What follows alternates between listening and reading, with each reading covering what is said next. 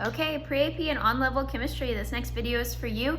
Last time I did a video, we were working on the example problems with dimensional analysis and using the mole. The last one that we did had 2 steps to it. The next one we're gonna do also 2 steps. Most in reality will have 2 or more steps, so we're taking those baby steps to build up to this. So if you're confused about the 2 steps, go watch previous videos with 1 step before trying these. So the example problem I'm working is, what is the mass of a sample of cupric sulfate containing 3.65 times 10 to the 24th molecules? First thing, cupric sulfate is the copper 2 sulfate. So the formula for that would be CuSO4. Important to note to the side, so we'll go ahead and do that right now. Now then, we're going to start each problem as we always do. We're going to start with our given and what we're looking for. So my given in this case is my only information, which is 3.65 times 10 to the 24th molecules of cupric sulfate. So 3.65 times 10 to the 24th molecules of this cupric sulfate. And then I am looking for the mass of it. The mass means grams. I'm looking for grams. That's what I'm getting from that problem. We're always going to start with our given first. So I'm going to start with the 3.65 times 10 to the 24th molecules of cupric sulfate. And I'm going to put that all over 1, just that way I can see where my units are at. In this case, my molecules are on top. I want to go all the way to grams. I can't go straight from molecules to grams. I can't. I have to go in between. So I can go from molecules to moles. And I can go from moles to grams. So that's going to be the direction I have to take, because we only know how to go back and forth with moles. Moles is what connects things, and so that's where we have to go. We have to go to that common ground.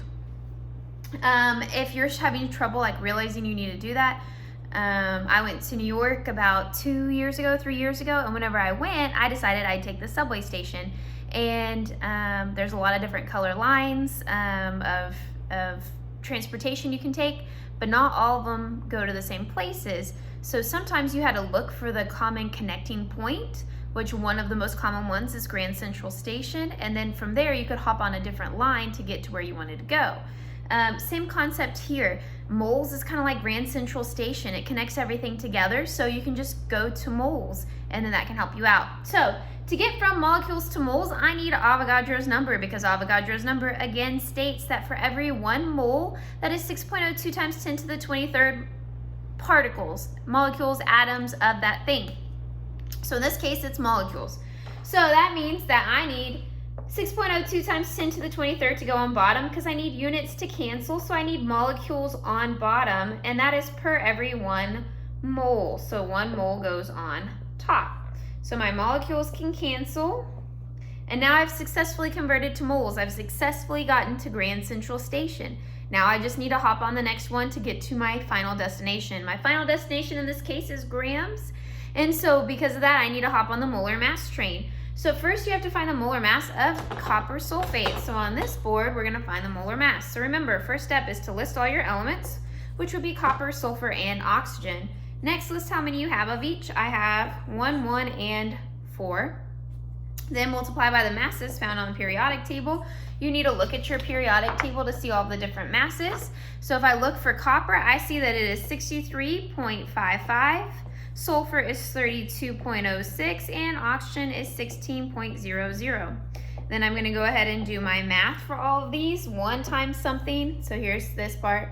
So 1 times something is just going to be itself, so that's 63.55, 32.06, and then this one's going to be 64, because 16 times 4 is 64.